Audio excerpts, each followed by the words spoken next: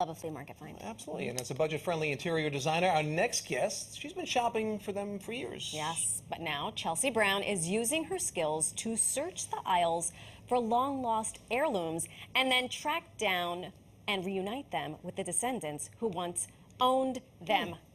By the way, she does this for free. Free? She doesn't ask to be reimbursed or paid.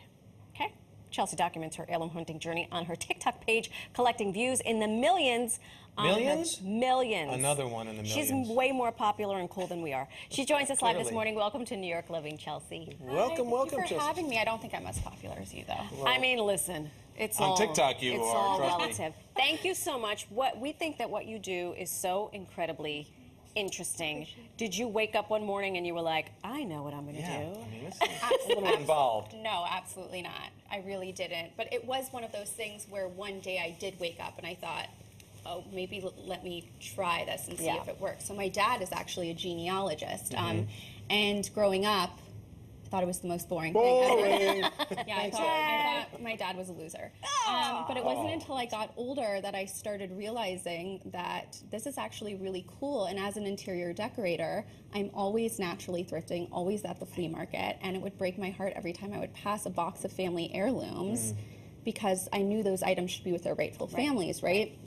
So one day it was that moment where I woke up and I thought maybe I can take the skill sets that my dad taught me and see if I can start returning these items to descendants and family members. And then once I started, I just never stopped. It became addicting almost. That's awesome. So what a great combination, though. So what kind of items have you found so far, and how have you? How do you go about reuniting? I mean, that's also something. Okay, so that's two parts. 2 questions. Yeah, 2 questions, but it's really anything you can think of. So I've returned everything from jewelry to photo albums, Bibles, letters, diaries, things that span over hundreds of years. Wow. And you would think that the jewelry is probably, you know, the most intimate to return, but I actually like the letters and diaries more because those items can tell you things about an ancestor that no record ever could, right? You're reading firsthand accounts of that person's soul, their personality. I mean, you're reading their diary, you're reading their thoughts. But in terms of getting these items back to families, it really just depends on the item. I usually start with a genealogy database first, and sometimes I have to Google, lots of Instagram and Facebook, lots of white pages. So Chelsey, let me just stop you right there. So let's create a scenario. You're at a flea market and you find this mug. What is the first of all, why are you drawn to it? And then what is the next thing you do? You're using a bad example, aren't you? No, I mean, a mug can actually be an heirloom. It's a great example because sometimes things that wouldn't necessarily you would think is a family heirloom could actually be important. So I would first look for an identifying mark like a name or a date or location, but usually it's just a name. But if I have all 3, that would be amazing, which is why I also like the letters because they have addresses on them. So if you're actually going to start doing what I do, I highly recommend starting with letters or postcards. But I look for a name, a date, or location, and then I take that artifact home with me. I buy it, and then I take it home with me, and I search that name on a genealogy database. And sometimes there'll be a public family tree, for instance, where I can contact someone. Someone will give me someone's Facebook. And most people do think I'm a scam, I will say at first, like 80 to 90%. Well, it sounds too good to be true. Why are you doing this? Hi, this is Chelsey Brown. I have your diamond ring from 1920. That's literally what I do, and people think I'm a scam, and so I have to persuade them, like, I'm not looking for money. I just want to return this artifact that belonged to your great-great-great-grandfather. Can you send me an address? I'm not going to make you pay for shipping, which is also why, like, of course I don't make people pay also because, like, I don't want people to think I'm a scam. I just love doing this.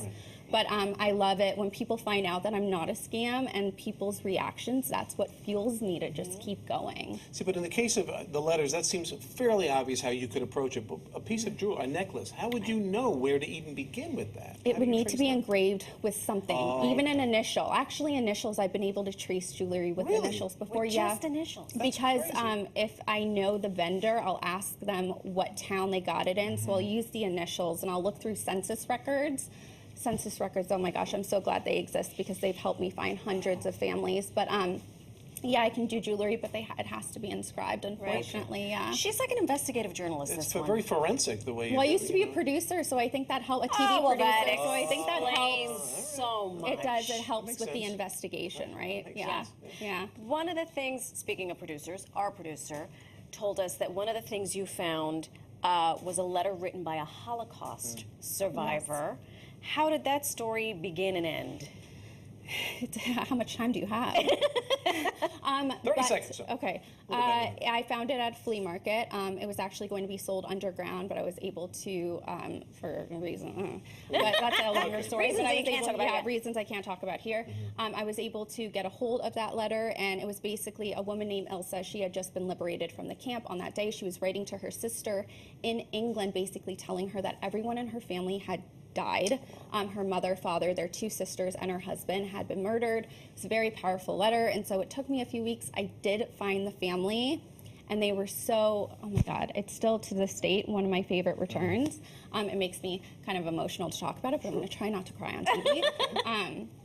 But it really, I always prioritize Holocaust artifacts, I will say that. So anytime I do find a Holocaust artifact, I always prioritize that and put that at the top of the list, because getting those artifacts back to families and away from the underground market is so vital to me, and there is an underground market for those Holocaust artifacts. Wow, Yeah. that's an amazing story. Now, amongst other things, you're busy enough, but you have a podcast.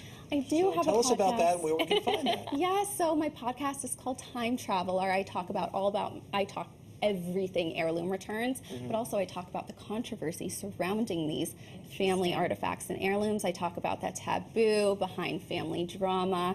I give my historical point of view on trending topics in pop culture, things like love and relationships. So if you love history with a little bit of spice, this podcast is for you. I like that one. Yeah. I think this is so, having nothing to do with reuniting people with their heirlooms. What are some of the great finds that you have had? I was admiring your jewelry, and that's what I always look for at a flea market. I look for, like, you So know, things that I would keep myself. Yeah.